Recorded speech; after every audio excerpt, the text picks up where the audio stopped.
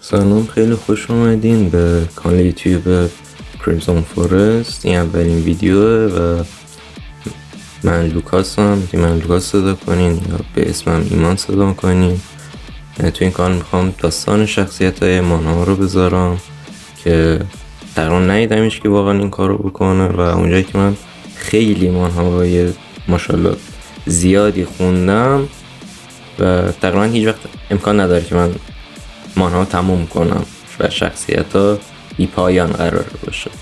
و داستانی که قراره امروز بهش بپردازیم داستانی مانها به اسم کیلر پیتره که خیلی شبیه جان ویکه. یعنی اگه جان ویک پسندین واقعا مانها کپی پیست جان ویکه. جان ویک در داستان مانها دقیقا قراره همین شکلی باشه و این تصویری هم که میبینین یکی از شخصیتایی که وسط داستان ازش یه ردی میشیم، یعنی هست کپی اونطوری داخلش.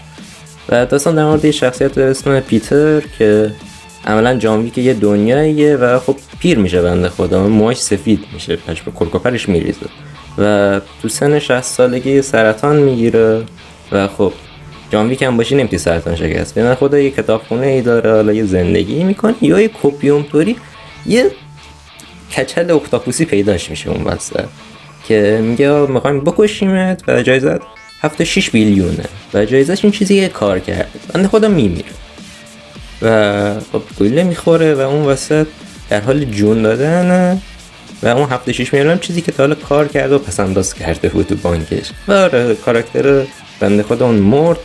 گود اندینگ دارن مثلا عکسشو میبینن یا گود اندینگ نبود یا یکی پیدا شد سلام و نگاه میکنیم میبینی جوونه، پیر نیست. عکسشو نگاه میکنم جوونه، بعد میگم بیا برو خونتون و اینطوریه که من نمیرم، دست رو من نیزار و میخوام بزننش. میخوام بزنن داداشو که این دست طرفو میگیره و اینطوریه که با اون بازی نکن پسر و دستشو میشونه. خیلی دیفالت دسته رو میگیره و تپ میشونه. بعد بخواد اون یکی بزندش که اونم میزنه باطل. بعد میگن تو کی هستی؟ اینا میگه که اساسیناس کسایی که میتونن فقط با چاقو کار کنن دسته سومن، کسایی که میتونن از همه سلاح استفاده کنن دسته دومن و اونایی که رتبه اولن میتونن از هر چیزی دومن سلاح استفاده کنن. بعد اون وسط اختاپوس برمیداره داداش و شاید باورت نشه ما اختاپوس همه رو میزنه.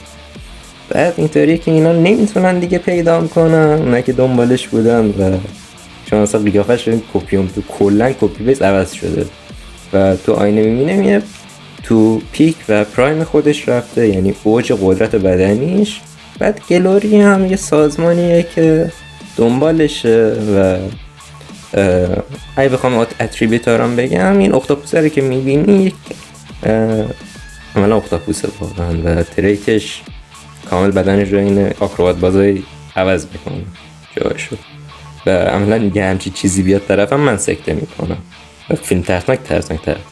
بعد رئیس سازمان اساسینا رافائله یه ازش ردی شدیم. بعد این مثل جانبی که زنم هست داخلش که سگ داره از سری جانبی. بعد اینم استاد همون سازمان اساسین است، یعنی میره پیشش. بعد این یکی بود که همونجا رد شد و یکی از دیسایپلای مورد علاقه هم ناتانائیل داداش که لبخندش یک مقدار دارکه. بعد ناتانائیل هم یه ردی ازش بشین یه کسی بوده که به هر حال عملا یه گنگو تو ریو وایپ کرده و اومدن ببینن اونا رو هم وایپ کرده و این یکی از دیسایپلاست که دکتره. درسته به قیافش نمیخوره ولی این داداش واقعا دکتره. و اون واسه یکی دیگه هم هست دیسایپل سیمون که اونا پیتر خیلی با هم نزدیک بودن و مثل برادر بودن و اون واسه پیداش میکنه پیتر و سلام علیکی با هم میکنن. سیمون هم سورت سینت لقبش. بعد اصلا پیتر این معلم بوده براش. این میگه مثلا میخوام جوینت بشم اینا چون با اینکه سورت سینت شمشیرزنی و پیتر یادش داده اصلا. بعد دیسایپل هم 12 تا بچه بودن که یه سازمانی اومده بود که توسط مذهبی ها چیز میشه، یه سازمان مثلا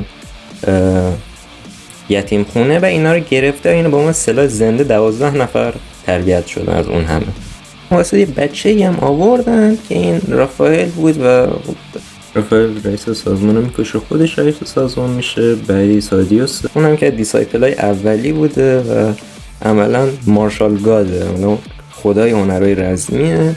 آره اونم بنده خدا خیلی پیر بود. مثلا یه ادیت هم ازش ببینیم، این بنده خدا این بچهشه و عملا هر دیسایپل وقتی که یه دیسایپل جدید میاد همون اسمو تقریبا دارن. مثلا 2 ناتانائیل، 2 سادیوس، 2 سیمون بود، حتی سیمون دومی زنه و سادیوس دومی بچهشه که خودش البته نمیدونست، ولی خب تو داستان بعدم میفهمه بچهشه و فکر می‌کرد اول آدم بدیه، ولی خب باباش خیلی آدم خوبی بود. بعد اون وسط ناتانائیل نسخه اول اینم دکتره و یه پیرزنیه واسه خودش و این بنده خدا عملا هر کی پیتر رو ماشاءالله یه تعظیم هم اون وسط میکنه، اینقدر قوت داره. و ولی دیسایپل‌های جدید کلا خیلی کپیوم طوری هست. مثلا این یکیه و خدای بتلفیلده و قیافه میافش هم کلا معلوم نیست. این فقط یه گروهی بوده که حالا گروه قرار بود بمیرن و فکر کردم مرده بودن، ولی خب مثل اینکه زندن هنوز و قرار این ازشون زنده است. عملا طرف تو بتلفیلد باشه هیچ وقت بتلفیلد قرار نیست شکست بخوره، همه جنگا رو برنده شده تا الان. و اون وسط یکی هم هست که خونش هم سمیه. این میبینیم که این بنده خدا هم آخرین نفر از یه دونه کلن بوده که اولا کلن رو کلا وایپ کرده و این اصلا یادش نبود اصلا مال چه کلنی. بعد آلپد دو داستان هم که کوره ولی خب میبینه. بنده خدا هم یه اسنایپره که جینسیه واسه خودش و تا الان کلا تقریبا یه سری از شخصیت ها و داستان رو گفتم. داستان پیتر کلا شکلیه که مثل جان ویک این میره تو گلوری، دوباره سازمان گلوری اسمش میره تو گلوری و چپتراش هم تقریبا 80 خورده یه که اگه مثلا دوست داشتیم بخونیم میتونیم مثلا از آشور اسکن بخونیم که خیلی کیفیتش خوبه و از بلاکر استفاده کنیم یه کوچولو و عملا فریه همه قسمتاش. فقط مثلا چپتر جدید ندیم مثلا یه چند ساعت طول میگه تا مثلا بتونین راحت بخونین. و اگه هم نتونستیم مثلا از آکوامانگا میتونیم بخونیم، مانگا فایر میتونیم بخونیم. خوشحالم که تا الان با ما تا اینجای داستان بودن، تا اینجای ویدیو رو دیدین.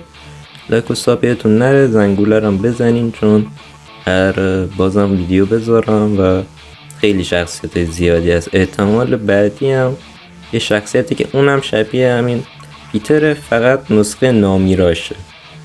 میبینمتون. See you.